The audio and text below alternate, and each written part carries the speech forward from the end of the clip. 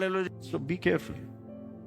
Rejection is again a root cause for your bruise, for your broken heart. కానీ గుండె చెదిరిన వారిని యేసు ప్రభు బాగు చేసే దేవుడు అండి. ఈరోజు చెప్తున్నాను, యేసు ప్రభు ఈ లోకంలోకి వచ్చాడని కేవలం సంబరం చేస్తాం కాదు. ఆయన వచ్చి చేసి ముగించి వెళ్ళిపోయాడు, మరలా రాబోతున్నాడు. ఈరోజు నీవు ఆయన ఎందుకు వచ్చాడో చేసిన పనిని నీ కొరకు అని గ్రహించి దాన్ని అనుభవించి వాటిలో బ్రతకగలుగుతావా? The choice is yours.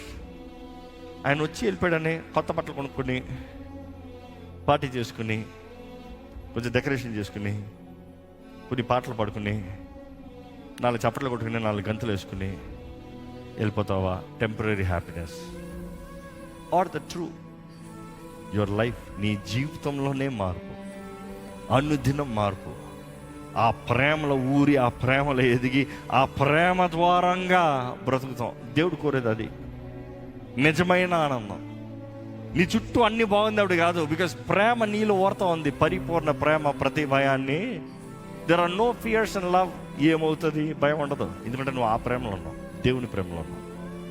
చిన్న చిన్న మాటలకి, మనుషుడు అన్న మాటలకి నువ్వు బాధపడవు, ఎందుకంటే నీకు మాట ఇచ్చిన వాడు గొప్పోడు.